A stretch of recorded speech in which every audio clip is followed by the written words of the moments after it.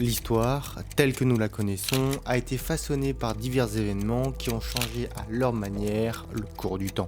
Parmi eux, il y en a un, souvent tragique, qui a laissé une empreinte profonde sur les nations, les idéologies et le cours du temps, les assassinats. Ces actes de violence, parfois motivés par le pouvoir, la politique ou des causes plus profondes, ont provoqué de nombreux bouleversements et ont changé de multiples fois la trajectoire de l'humanité.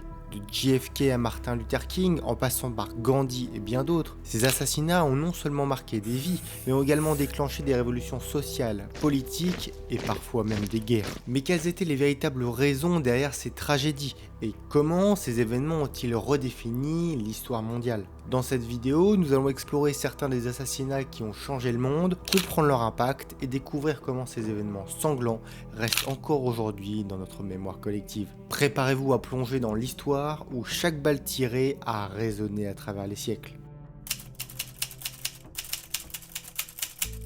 Si je vous dis Lev Davidovich Bronstein, pour la plupart, ça ne doit pas beaucoup vous parler. Par contre, si je vous dis Léon Trotsky, là, vous devez commencer à vous situer. Ce nom est évidemment celui d'un des plus importants leaders bolcheviques, membre éminent du Parti communiste soviétique, l'un des plus proches fidèles de Lénine et ennemi juré de Joseph Staline. Un sacré CV. Lorsqu'en janvier 1924 meurt le dirigeant de l'URSS, Lénine, une question se pose. Qui va succéder au guide à un homme dont l'héritage changea à jamais le visage du XXe siècle? Dans cette lutte de pouvoir constant qu'est la Russie des années 20, deux figures du bolchevisme émergent, Léon Trotsky et Joseph Staline. Bien que d'abord compagnons de la révolution de 1917, suivant tous deux l'idéologie bolchevique, ils se sont peu à peu éloignés pour finir par devenir de véritables rivaux. Staline avait une vision du socialisme qui lui était propre. Pour lui, la réussite du socialisme passait avant tout par la consolidation du pouvoir interne et l'industrialisation de la Russie. Cette idée, c'était l'exact opposé de Trotsky, qui prônait la révolution permanente. Selon ses idées, la révolution socialiste ne pouvait espérer survivre qu'en se propageant au-delà des frontières russes, en particulier dans les pays industrialisés d'Europe. Bon, ça part déjà mal, deux visions du socialisme complètement opposées. Et même sur le mode de gouvernance, les deux, ils étaient pas d'accord. Trotsky défendait la démocratie, alors attention, uniquement à l'intérieur du parti bolchevique, je précise, et s'opposait à toute forme de pratique bureaucratique et autres formes de corruption. En revanche, la bureaucratie était l'arme de prédilection de son rival. Au fur et à mesure des années, Staline concentra de plus en plus de pouvoir entre ses mains et finit par instaurer un régime de terreur où les purges politiques, les procès sommaires et les répressions étaient monnaie courante. Sous sa botte, le parti bolchevique est devenu une organisation bureaucratique centralisée autour de sa seule personne. On peut dire que Staline et Trotsky s'entendaient un petit peu comme chien et chat. Après, c'est pas étonnant vu les personnalités très différentes des deux hommes. Trotsky était un ancien militaire, un intellectuel brillant, reconnu pour ses théories révolutionnaires et son charisme auprès des foules. Staline, c'était plus un fantôme, il préférait agir dans l'ombre, habitué à manœuvrer dans les coulisses du parti.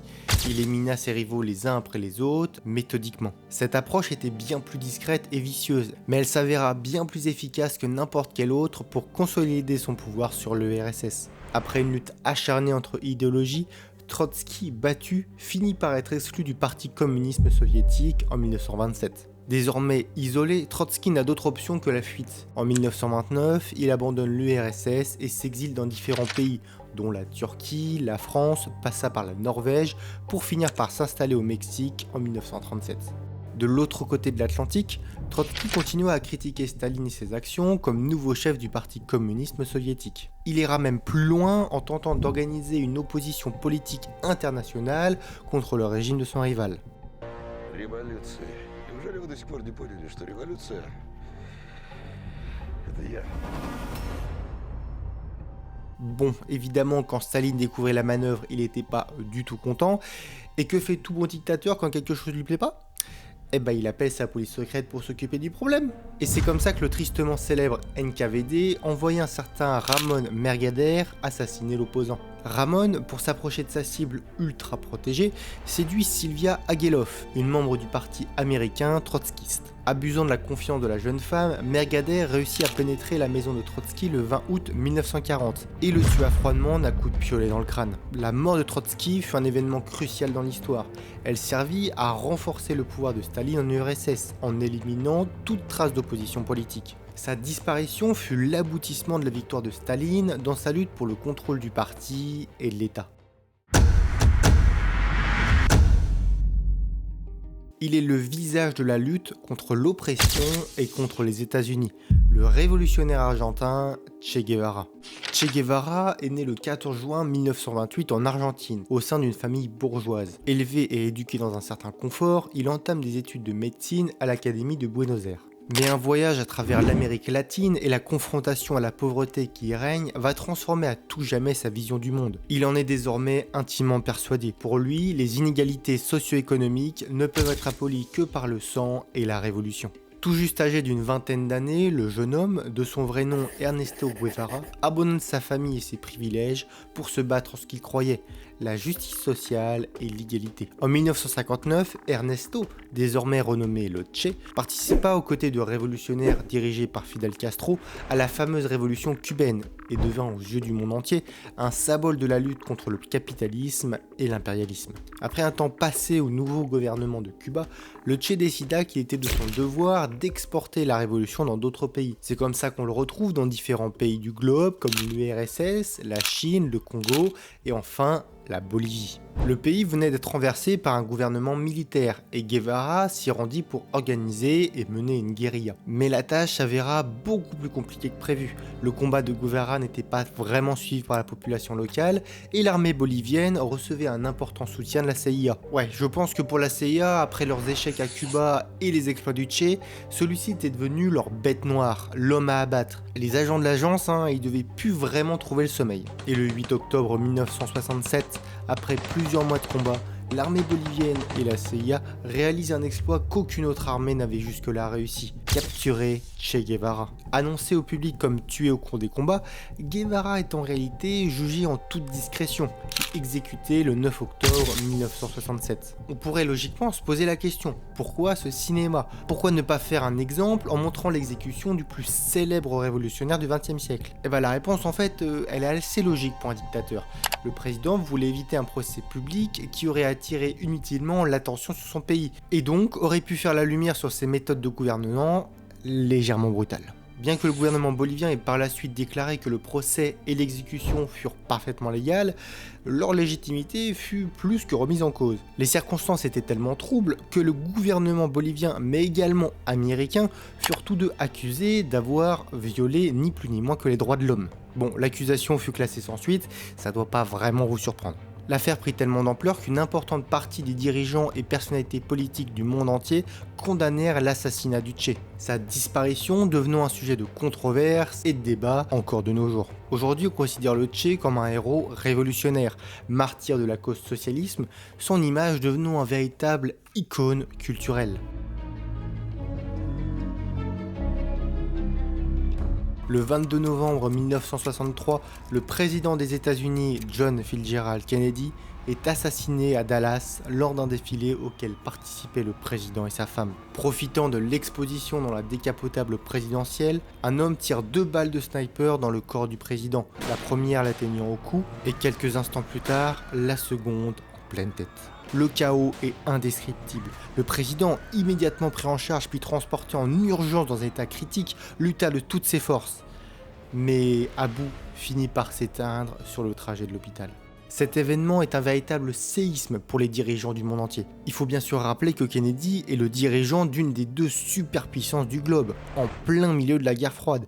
Et là, d'un coup, dans une ville américaine, dans son propre pays, le président est abattu devant des milliers de personnes.